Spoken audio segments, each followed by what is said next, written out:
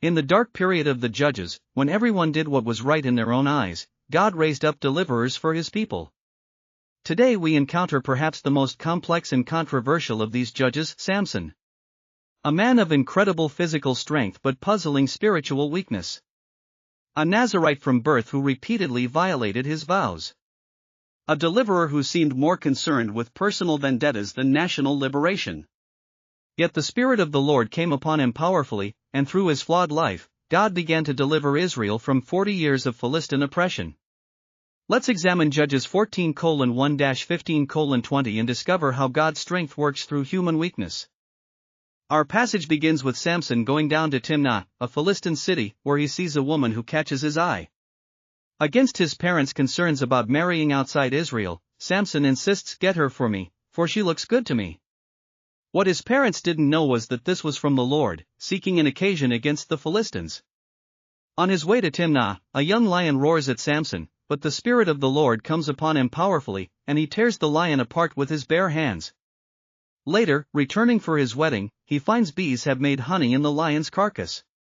He eats some and gives some to his parents, without telling them where it came from.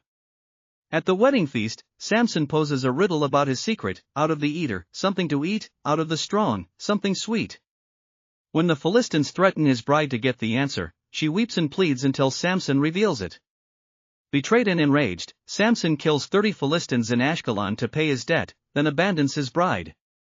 This leads to escalating conflict, culminating in Samson's famous victory at Lehi, where he kills 1,000 Philistines with the jawbone of a donkey. Several crucial details are often overlooked in this familiar story.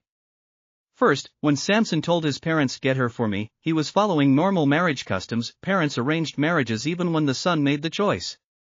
Second, Samson's eating honey from the lion's carcass wasn't just unusual, it violated his Nazirite vow by contact with a dead body.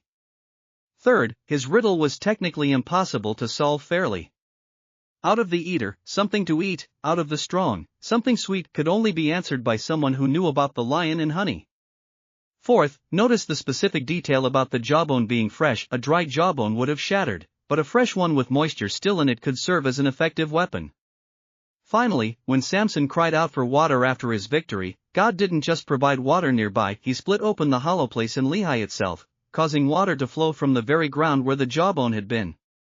These details reveal both Samson's increasing compromise with his vows and God's miraculous provision despite human failure. This passage reveals several profound theological shifts. First, we see gift becoming responsibility. Samson's supernatural strength wasn't given for personal gain but for Israel's deliverance. Yet he often used it for private vendettas. Second, blessing became burden. Instead of making him humble, Samson's abilities seem to have fostered pride and isolation. He operated increasingly alone rather than building community. Third, victory became vulnerability. Each triumph revealed deeper character flaws. His physical strength couldn't compensate for spiritual and emotional weakness. Fourth, individual became national. Samson's personal choices affected all of Israel's deliverance. His compromises and failures had consequences far beyond himself. Most significantly, we see how God's sovereignty works through human weakness. Even when Samson violated his vows and acted selfishly, God used these very situations to begin Israel's deliverance from the Philistines. This doesn't excuse Samson's failures, but it reveals God's ability to work his purposes even through flawed vessels. Samson's relationships with women reveal important truths about God's design for male-female relationships.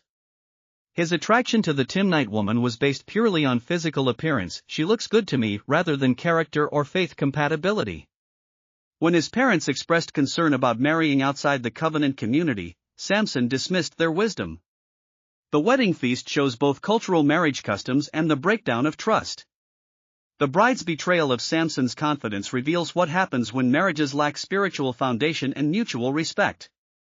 Notice that when threatened, she had no confidence in her husband's protection, so she sought safety by betraying him.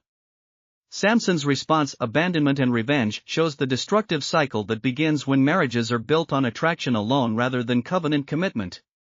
This isn't just about ancient marriage customs, it reveals how God designed complementary roles for protection, trust, and mutual strength.